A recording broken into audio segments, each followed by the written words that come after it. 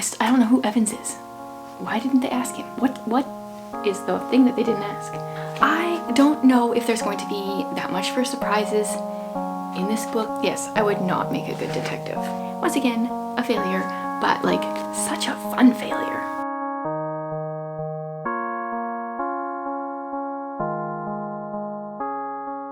Hey guys, welcome to another attempt to solve an Agatha Christie mystery. Last month I loved the book that I attempted to solve, read, but it wasn't really like a traditional whodunit mystery. This month I'm going to be trying to solve Why Didn't They Ask Evans, and I hear this one's a really good one. Hopefully I can like pull up my whiteboard, write down all the suspects, and have a ton of fun with it. I have not read anything about the story. I don't want to. I want to go into it completely blind. If you haven't been here before, I'm doing this once a month throughout this entire year. I'm picking an Agatha Christie book and trying to solve it. If you have suggestions on ones that I should try to solve in the future, leave them in the comments. And then over on my Patreon, I'm doing like a much longer edit. It's an extended cut of this video where I share like all my back and forths. And so yeah, it's time for me to start. Why Didn't They Ask Evans?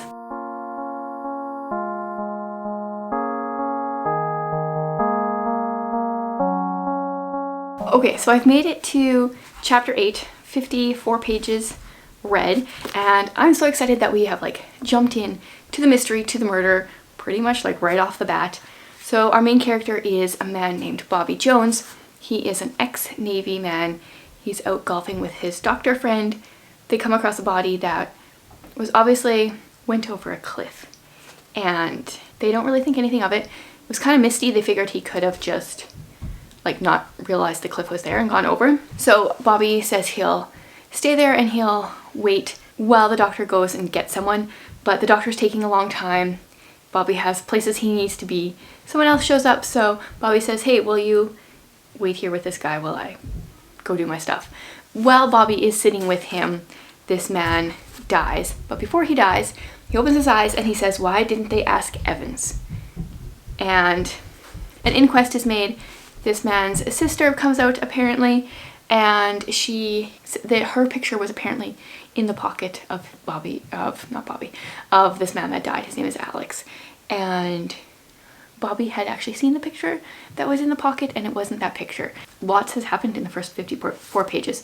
Bobby was offered a position in South America. He has been poisoned. Obviously, someone is worried that he knows something. They're trying to get rid of him, and yeah, lots of things are happening. So they are, oh, and Bobby's friend Frankie, who is much higher on the social ladder than him, she's having fun with this because she saw things that were suspicious way before Bobby. And I mean, I was suspicious. I had figured out like the letter that he got for this South America job offer that he had gotten. Like I knew that was someone obviously just trying to get rid of him, but obviously I'm reading a mystery story, so I feel like I should see that coming. But he loves mystery stories, so maybe he should have seen that coming too. So Bobby and Frankie are like talking, and they realize that this man who took over from Bobby for watching over this body, Mr. Basington French, probably switched out this picture. We don't really have any suspects yet. Like there's this Mr. Basington French, but we don't know who he is. He's not around. So is he someone else undercover? I don't know. I don't have any suspects. Nothing to write down yet. Our only real characters are Bobby and Frankie, and really they're the only one. Oh, the doctor who was there with Bobby. So I'm gonna keep reading. Nothing to write yet, but definitely excited that we're like just jumping in with this one.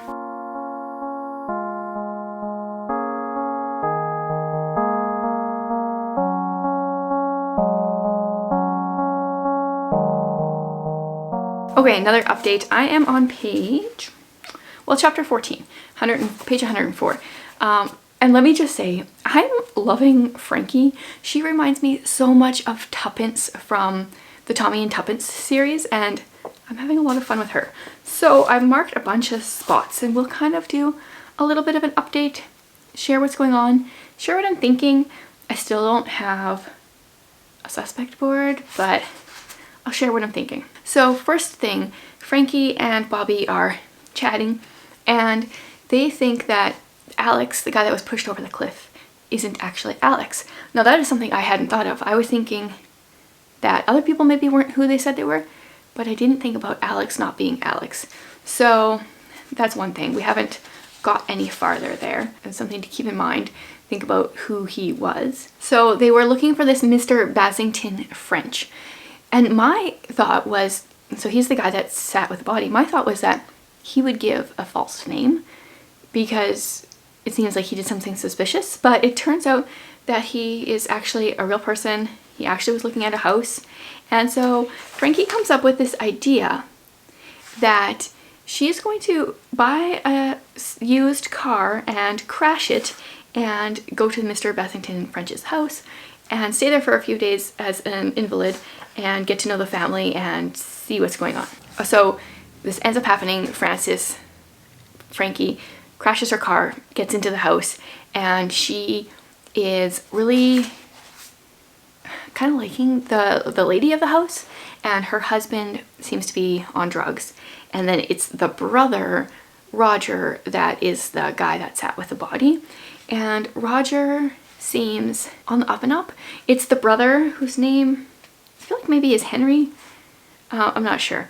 He seems more sketchy because he's the one on drugs, and he seems like a sketchy character, where Roger seems on the up and up. Roger is talking to Frankie, and he wants his brother to go to this Dr. Nicholson, who runs a house for people getting off of drugs and people with nerve issues. And his wife, or like Sylvia, doesn't like him. Not at all. And she says I dislike him, and yet he's quite attractive. Something in her tone made Frankie look at her quickly, but she turned away and was taking some dead flowers out of a vase. So something's going on with this Dr. Nicholson guy, and I'm not sure what that is. But Frankie shows them the picture of the guy that went over the cliff, and they said, or Sylvia said, he looks very like that man, Alan Carstairs. Don't you think so, Roger? So maybe his name is Alan and not Alex. Still don't know who the couple that was posing as Alex's sister and brother-in-law, who they are or how they have anything to do with it. Don't know who this Evans is. I feel a little bit confused. I am more suspicious of, what is his name? Henry? The man of the house, Roger's brother, Henry. Yes. Since he's on drugs, he seems to be taking the same kind of drug that Bobby was poisoned with. So I don't know. I don't really have a cast of suspects yet. Dr. Nicholson, judging from what they've said, Sylvia is a little suspicious of him for some reason, or doesn't really like him for some reason, but I don't know. So I'll keep reading, see what I can update. So picking up from chapter 14 and going till chapter 19, which is where I am now, about another 50 pages, we got a little bit of an insight into who this man, Alan Carstairs, I really don't know if that's actually how you say his name, but it's the word car and stairs put together, so that's how I'm going to say it. He is a Canadian, a naturalist, big game hunter, explorer guy, so people wouldn't notice for quite some time if he was missing, because he goes off and does adventures all the time, doesn't really know anyone from this country. He knows people. He doesn't know a ton of people from this country. He hasn't given them his plan of where he's going, etc. So that's a little bit more about him. It seems like it's most likely that that's who the body was. In addition, so this guy is Canadian, and Dr. Nicholson is also Canadian, and so they're getting really suspicious of Dr. Nicholson here. He asked Frankie a few odd questions about the accident, and he seems really suspicious of the accident itself, so therefore a little bit suspicious of Frankie. Bobby and Frankie got together and had a little discussion, caught each other up on what was going on, and then around that time Bobby he got onto Dr. Nicholson's yard. The first place he checked was locked, and the second place he recognized the girl from the picture that he had seen in the man that eventually died, his pocket. The picture that had been replaced with a different picture, but this was the one that Bobby had actually seen. So he met her, but he didn't meet her. He saw her, And well, he does talk to her a little bit later, but a few things first. So Alan had been friends with this millionaire man who apparently committed suicide because a doctor told him he had cancer. And it sounds like he might not have even had cancer. The doctor just said it. And this might be playing into something. I don't know. Whoever the body, Alex Allen, he had this photograph in his pocket. Bobby saw one photograph, a different photograph was printed in the newspaper. He's going back to that, and I don't understand. I feel like I need to have some kind of idea of what's going on here, and I don't. I think something sketchy is going on with Dr. Nicholson and his like rehab house that he has going on. He seems to be doing, I don't know, I think maybe like experiments or something on people is what I think. I still don't know who Evans is. Why didn't they ask Evans?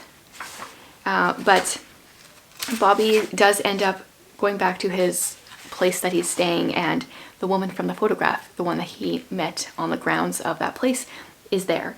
And she is actually the person who is married to Dr. Nicholson. So it's Dr. Nicholson's wife. And she's terrified. She is worried that he's going to try to kill her because she thinks that her husband wants to marry Mrs. What was her last name? The hyphenated something French. Basington French. Sylvia. She thinks that he's going to try to get Henry into his nursing home thing and eventually kill off both Henry and herself. What is her name? Oh, Mariah. So yes, they're gonna ring up Lady Frankie, and have a conversation.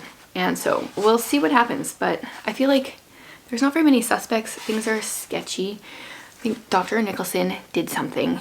He got rid of Alan because Alan had a thing for Mariah because he had her picture in his pocket and he was asking questions.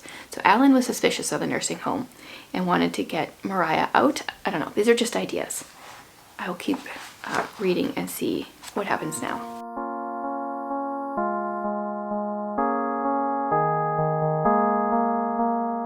The plot is definitely thickening here. So Frankie just approached Roger, asked him about the picture, and he said yes, he actually ripped up the picture of Mariah Nicholson because he saw it, recognized her, and thought it was scandalous that her picture was in this guy's pocket that he didn't know.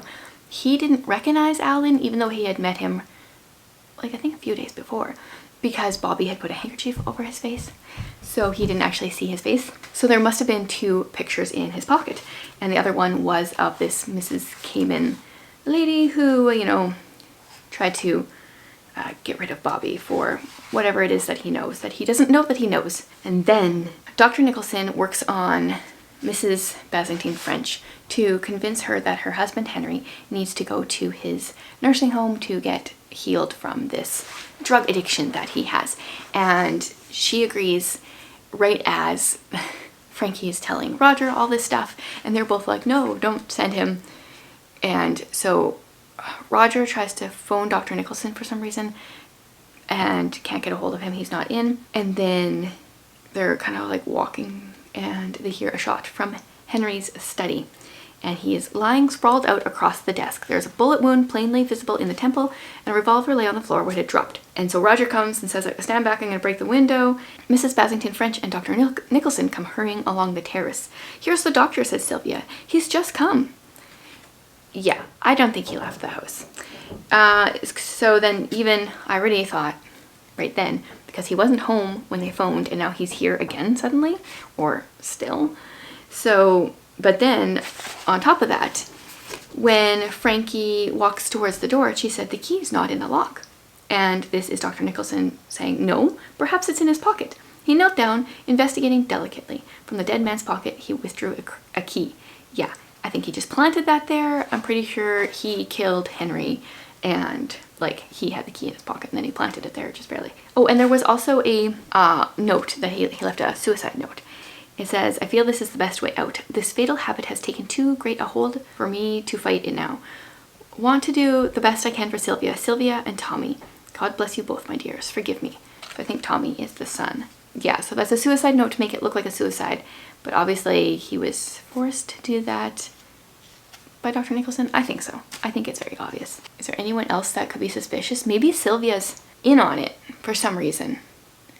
like if I have to look beyond Dr. Nicholson. She did like not really like him, and then he came and talked to her, and then all of a sudden she was like totally in his favor. So maybe there's something more there. I still don't know about motive other than if he wants to marry Mrs. Basington French. Why did he kill this Alan guy? Because he thought Alan had a thing for his wife? Like Mariah? I'm not sure. Is that all there is to it, or is it more complex than that? Okay, so I have about 50-ish pages left. I'm on chapter 28, which puts me at page 224. I'm going to kind of like weigh in some thoughts, and then I have to go make supper and stuff, so I'll probably come back later this evening and read and share what's going on then. So there's something suspicious going on. This man, John Savage, that was Alan's friend that committed suicide because he was told he has cancer. He left some money in a will to a woman that I think he was having an affair with, but that seems suspicious. There's themes of people impersonating handwriting going on here, I'm pretty sure. Henry's suicide note, this will of John Savage, although there might have been someone there, that one might not apply. And then there's another instance that I'll talk about right away. So somehow this has something to do with the rest of the story. I'm thinking this woman whose name is Mrs. Templeton is actually Mrs. Kamen. That would be my assumption. I don't feel like I have a whole lot of information there though. Oh, he also, in his suicide note, he left a bunch of money to charities, but he wasn't big on charities. He didn't agree with them or whatever. So that I think is why Alan was suspicious of the will. He was coming to investigate the will because something was fishy. Bobby has been knocked out. He went to go look for Mariah because apparently she went to hang out in town for a few days, according to her husband, but she doesn't have any friends or place to go. She told Bobby before. So they're worried that she's being held, hence why Bobby was on the yard. He gets found out, knocked out. And then Frankie gets a letter from him. Go to this place, don't tell anyone, underlined a bunch of times, etc. So I think once again, I don't know if she actually knows his handwriting, but someone has impersonated Bobby, his handwriting, and she is at this place now, and Bobby in this chauffeur outfit beckons her into this house, and she gets put out. I'm not really sure what's going on yet, so I've got 50 pages left. I'm still in the camp of Dr. Nicholson is the murderer of everybody in this story. Sylvia is in on at least her husband's murder. I don't know the whole John Savage, like how the Kamens go with Dr. Nicholson. Maybe they're the people pushing the drugs, that they're supplying the drugs for Dr. Nicholson, and he is apparently helping people get rid of their drug addiction, but maybe not. Maybe he's doing experiments like I thought before, or maybe he is somehow using it as a way to continue to distribute drugs. My verdict is, yeah, Dr. Nicholson is doing the killings. Sylvia is at least in on a bit, and the Kamens are probably like the drug lords. Also con people. That's what I'm thinking. But then after supper, I will read my 50 pages and see what I think. So I only read a couple pages since my last update. We found out that Bobby and Frankie are both being held in this house by Dr. Nicholson. No surprise there. I don't know if there's going to be that much for surprises in this book. It seems very different than a whodunit mystery. Dr. Nicholson has them tied up in this house, kind of in the woods. My plan is to read a little bit more, see if anything surprising comes out. I knew Dr. Nicholson was involved. I'm sure Sylvia is involved. There's obviously some kind of like drug ring slash con ring going with the Kamens. So I'm gonna read a little bit and see what happens.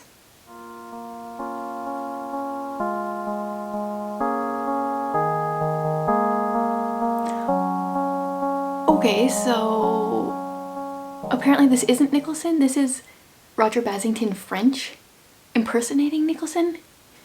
Oh, that's a twist I didn't see coming. So many interruptions, but such is life. Okay, so I'm at page 242. Badger's here, Bobby's here, Roger is also here. He is very confident that he has fooled everyone. I was carrying this through single-handed, he said.